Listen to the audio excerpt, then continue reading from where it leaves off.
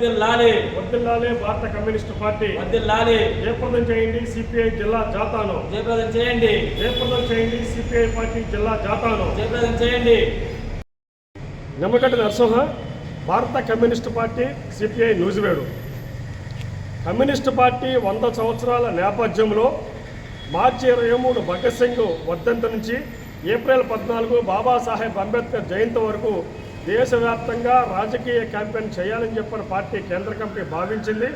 అందులో భాగంగానే మన ఏలూరు జిల్లాలో మార్చి 23 ఏలూరులో ప్రారంభమైన కమ్యూనిస్టు పార్టీ జాథా నిన్న మార్చి 26 తారీఖున నూజివేడు నియోజకవర్గంలోకి ప్రారంభించింది.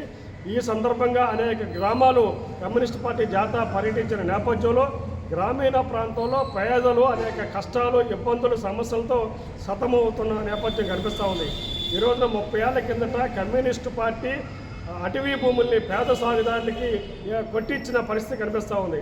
ఈ రోజున అటవీ భూముల మీద ఆధారపడుతున్న కుటుంబాలకి ఆసరాగా ఇచ్చింది కమ్యూనిస్ట్ పార్టీ.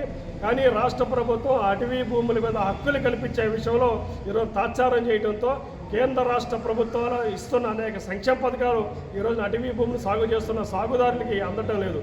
మరోపక్క ఉపాధి హామీ పథకం బకాయిలు ఈరోజు వేలుపుచర్ల, బలివే, వెంకటాపురం లాంటి గ్రామాల్లో బకాయిలు అట్లా ఉన్నాయి. 4 వారాలు పనిచేసినా ఇంకా డబ్బులు అందే పరిస్థితి కనిపిస్తూ ఉంది.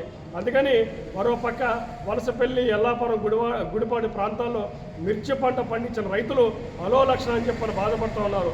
ప్రభుత్వం మాత్రం 11,700 ఇచ్చామని చెప్తోంది. కానీ వాస్తవంగా కింటా 20,000 ఇస్తేనే ఈరోజు మిర్చి పంటకి రైతులకి న్యాయం జరుగుతోంది. కాబట్టి గ్రామీణ ప్రాంతంలో రైతాంగం, వ్యవసాయ కూలీలు, పేదలు అనేక కష్టాలు పడుతూ ఉన్నారు. గతంలో ప్రతిపక్షంలో ఉన్న కూటమి నాయకత్వం కరెంటు ఛార్జీలు పెంచమని చెప్పన్నారు. ఈ రోజున 17,500 కోట్ల రూపాయలు ఇంధన సర్దుబాటు ఛార్జీల పేరుతో ప్రజల మీద భారాలు వేస్తూ ఉన్నారు. కాబట్టి ఈ జాతర సందర్భంగా పల్లెల్లో ప్రజానికి అనేక సమస్యలతో సతమతమవుతూ ఉన్నారు. ఈ జాతా అనంతరం రాష్ట్ర ప్రభుత్వం దృష్టికి, ప్రభుత్వ అధికారుల దృష్టికి వచ్చిన సమస్యను ప్రభుత్వం దృష్టికి తీసుకెళ్తాము. కానీ రాష్ట్ర ప్రభుత్వం ప్రచారాలకే పరిమితం కాకుండా గ్రామీణ ప్రాంతంలో ఉన్న ప్రజల యొక్క సమస్యల మీద దృష్టి పెట్టాలి.